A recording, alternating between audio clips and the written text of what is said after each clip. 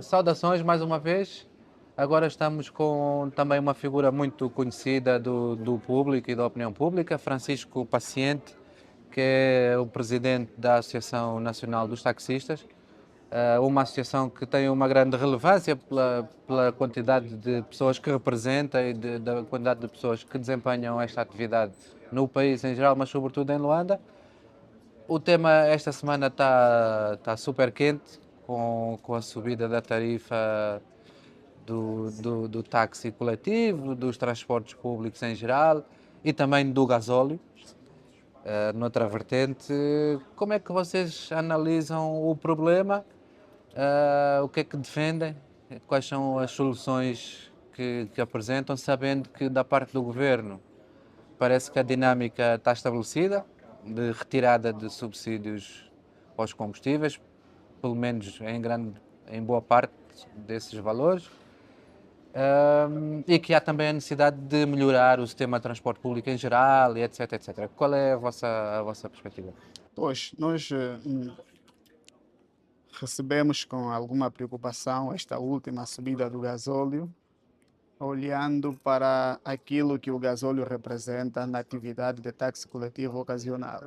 Portanto, o gasóleo é dos combustíveis mais utilizados em táxis, porque nós temos os táxis vulgo azul e branco, né, dos IACs, que estamos em cerca de 80% a gasóleo, não é? Sobretudo na província de Luanda, Huambo e Benguela, com exceção a Huila e Cunene, que o número pode inverter, não é? Tem mais carros a gasolina que a gasóleo em termos de táxi. Mas ainda assim, além dos azuis e brancos, temos os mini autocarros, né? Portanto, esses também são todos a gasóleo. Portanto, a subida exponencial do gasóleo no quadro da retirada da subvenção foi muito dura para nós, como taxistas, apesar do governo ter tentado compensar com o preço, não é, da tarifa de táxi a 300 kwanzas. Mas nós sentimos que, ou achamos que sentiríamos mais compensados se a subida do gasóleo, do qual nós temos noção de que o gasóleo, a gasolina ou os combustíveis todos vão conhecer alguma retirada da subvenção. Isto temos noção.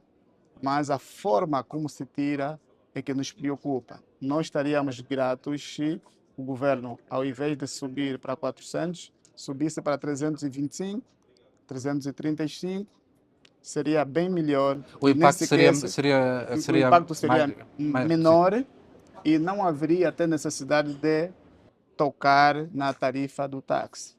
Deste modo, compreenderíamos todos que há uma necessidade da retirada da subvenção e que o aumento foi ligeiro e dali que não haveria necessidade de tocarmos na tarifa do táxi.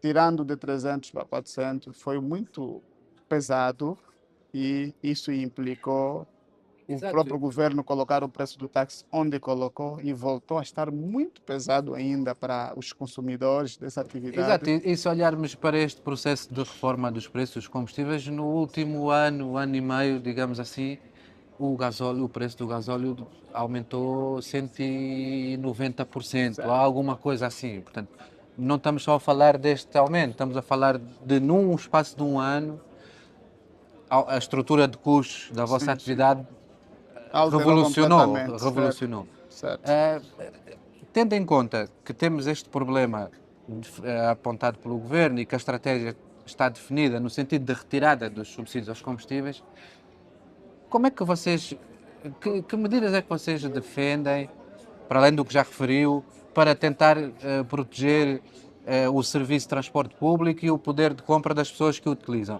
Eu vou dar um exemplo específico. Faz sentido, por exemplo, pensarmos num mecanismo de subsídio direcionado para os transportes públicos?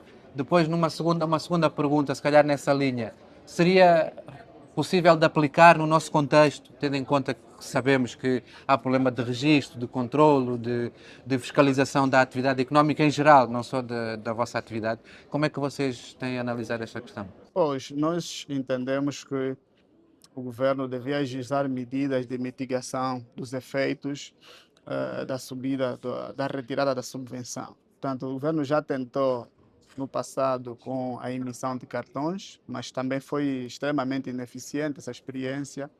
E é importante que tentasse noutra experiência, porque a subida, a cada subida do gasóleo ou da gasolina não pode continuar a ter impacto negativo que vai tendo. Da nossa opinião, como Associação Nacional dos Taxistas, é uma atividade regulamentada por um decreto Exato, e não tem preço livre, não é?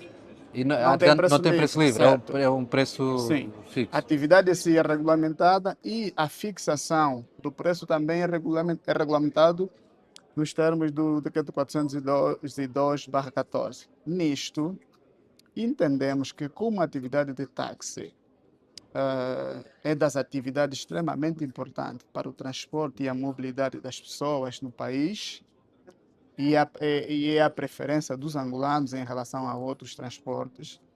É preciso não esquecer esta importância que eles representam e gizar sempre medidas de mitigação, que desta vez, através da complementariedade dos órgãos do Estado, deviam, junto dos governos da província, transmitir junto do Instituto de Derivados do Petróleo, para esse transmitir nas empresas que vendem-nos o combustível, estamos a falar de bombas de combustíveis, o ficheiro do licenciamento dos transportes públicos, para nós, os transportadores públicos, não pagar o preço do gasóleo ao mesmo preço, ao mesmo custo que um turista, por exemplo, um outro cidadão que usa para passeio também paga.